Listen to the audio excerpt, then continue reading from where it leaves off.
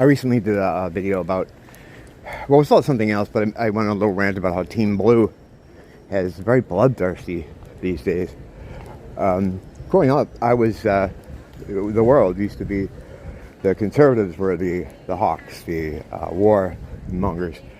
And the Team Blue, the liberals, were the, like, kind of give peace a chance guys.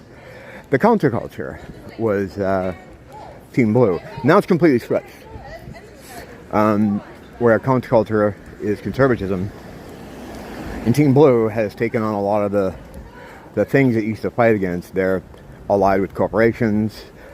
You know, they advocate for Taco Bell to have its own standing army, and they're absolutely going crazy for blood for this Ukraine thing. They want more blood, more Russian blood, more blood from Moloch.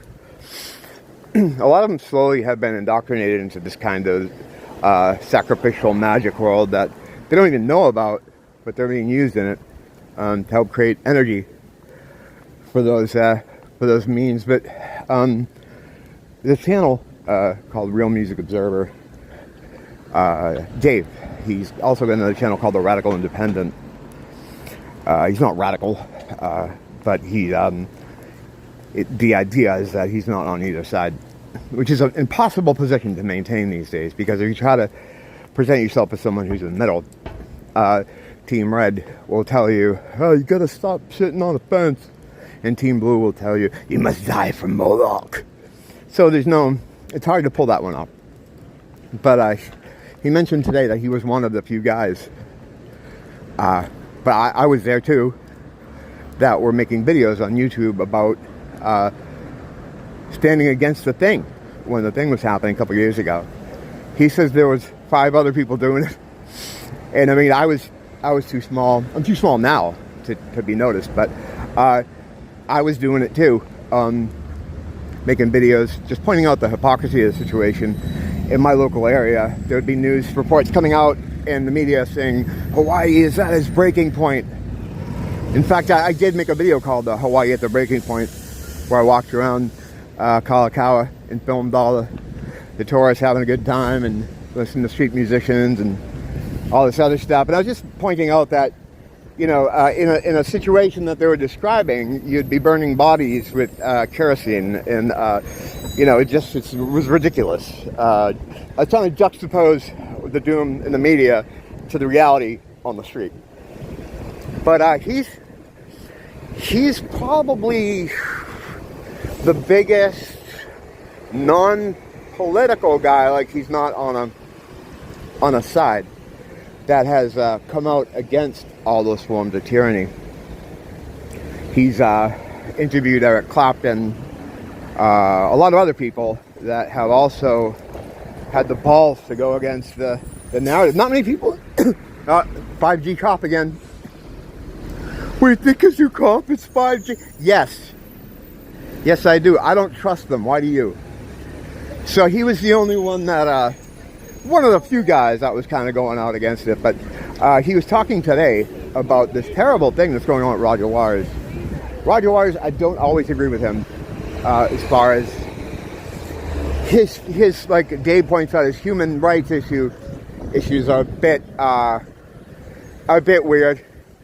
And there's other things about his stances which I don't agree with, but I have a lot of love and respect for him. This is a man that doesn't need to be out here doing this. He could be sitting back in his garden or walking on the beach like David Gilmore, but he's not doing that. He's out there putting skin in the game and taking a lot of shit for it.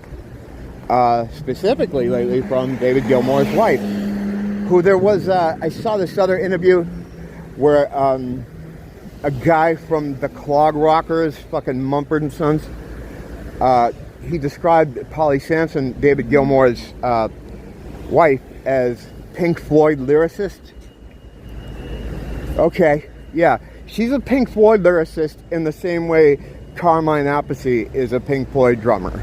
Or Guy Pratt is a Pink Floyd bassist. You know? It's disingenuous. She makes it sound like she wrote Dark Side of the Moon or something. She came in and worked on... She contributed some lyrics to the last 2 Pink Floyd albums, the last 2 Diet Floyd albums. I like some of those songs. I think those albums are good. They would have been better with Roger, of course. But calling her Pink Floyd lyricist, come on. When you say that, you automatically, you might as well lay your cards on the table.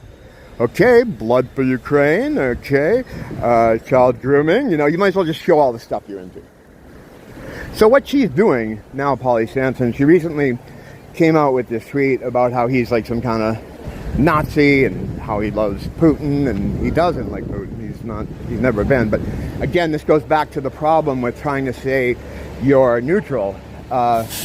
You can't be neutral. If you're not willing to sacrifice hundreds of lives of young men for Ukraine, brothers to me, if you're not willing to sacrifice them, then you are a Nazi or you love Putin. They're demonically possessed. It's really all you can... because there's just no... What the fuck is that all about? But anyway, so she came up with this crazy tweet that David Gilmore backed up. And then that kind of blew over. So now she's trying to tie him to let me see, how do you say this? She's trying to tie him to a known child enjoyer. Because I guess the first one wasn't damning enough. She's trying to get him canceled or something. What a pathetic bitch. Seriously, what a cunt. That's awful. Doing that to someone, like, can you think of anything lower than that? Of trying to do to someone? Just because he's anti-war. And that's all it is. He's anti-war. He doesn't want to see people dying in these large conflicts that settle nothing, because they're not meant to settle anything. It's all part of the theater. It's all blood sacrifice. But that's another story. So because he's anti the war, she's trying to destroy his reputation, paint him now as a pedophile. Which, I mean, did I just say the word? Fuck, whatever. That is more, the thing is, that's more a Team Blue thing anyway. I wouldn't want to be saying that word from their side, because while it's a problem for both sides, Team Blue is a little bit more open about it. You look at what they're trying to do in society. That's I would say 90% of the reason why they don't like Russia is because Russia has some sort of a little bit of conservatism left, where they're not against people, but they're like, you can do what you want here in our country to an extent, but they're going to promote family values. This is something Dave touched on too. For better story of how what is going on here, I would suggest you check out his video. I'll leave a link to it. His stuff is great. He's great. He's a freedom fighter. He's one of the happy few. I can't say enough good things about that guy. Also, recently, this doesn't have anything to do with anything, but I'm pretty sure I went to high school with him. He would remember me, because as I do now, I used to wear makeup then too. Let's let this guy go by. God bless, man. I hope wherever he's going to is okay. I hope so. But yeah, like now, I used to wear a lot of makeup back in high school, and unlike here where it's kind of warm, so I wear, like, I wear a Boys in the Hood tank top, where I can't really dress up, or I don't just because it's too hot. I used to dress very, very over the top, so he'd definitely know who I was. But yeah, I'm pretty sure I know that guy. But anyway, I've been following him for years, and I just kind of recently put that together. But yeah, he's great. He's taking some heat for sure, because you can't go against this stuff and expect to have some kind of normal life. It follows you around. You go against the beast, you're just gonna have problems. That's it. But you should anyway, unless you're some kind of pussy or spineless coward, and there's a lot of you, because look what happened here and everywhere else. Sounds like Ricky. when the TV said to do this, everybody did it, you know. But the thing is, they don't promote Western values there in Russia. I mean, they don't promote homosexuality. That's all it is. When they say Western values, it's just code, like, for homosexuality. That's it. That's it. So they don't promote it. They don't promote it over there. And that makes people rather salty. Because as much as the hats run a lot of stuff, and the hats are just part of a group that, you know, like a larger group of different kind of villains, you know. The gay mafia is a huge power player. It's a big power player here in Honolulu. When everything was shut down, okay, when everything was shut down, there was a couple of places that weren't shut down. And you can probably guess what they were. The gay bars. They were open.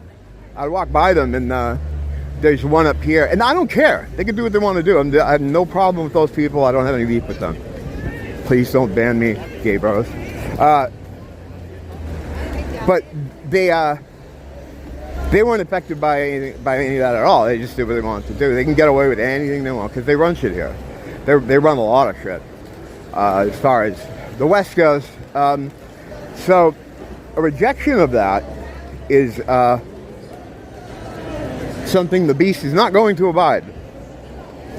So if you're against endless war and endless bloodshed and endless blood sacrifice, which is what it is, because they got to generate power for the fucking bullshit they do, then you are absolutely a Nazi, Putin lover, all this other stuff.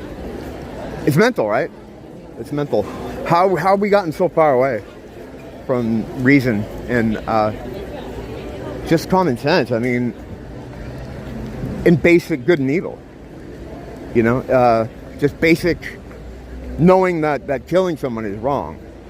Now it's like, well, what kind of person was he? Or, well, anything that justifies the ends, any means is fucking, any means is on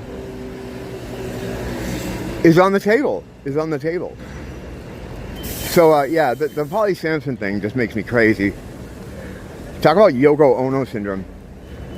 And when that clog wearing fucking referred to her as a Pink Floyd lyricist, I want to reach through the screen and shake his hand, because I don't, non-aggression principle. But yeah, it's enraging. I mean, I can't even think of an analogy that's that silly, you know, that's silly. Pink Floyd lyricist. Yeah, she wrote The Wall. She wrote The Wall.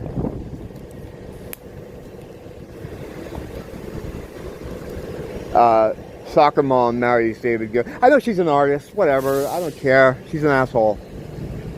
Not an artist to me. But, yeah, so now she's trying to paint him as some kind of pedophile guy, because he dared to use his voice to speak against the slaughter of, to speak against war, to speak against bloodshed. He doesn't care. He's not a Putin guy. People try to paint him as that, like, oh, he loves Putin. He doesn't. It's like he said it. Listen to what he's saying. Well, no one does. No one listens to anybody. They just kind of make up their mind off some arbitrary bullshit, and that's it, you know? No one has time to listen. They have enough time to make a judgment based on nothing, because people are lazy. They don't want to look into any of this stuff. You know, they don't care. They don't care enough. As long as they're on the side of what everybody else is on, you know, the right side is mob rule. It's basically how it is. So as long as they're in the mob, they're happy. And if you listen to fools, the mob rules. Don't blame the teacher, blame the school.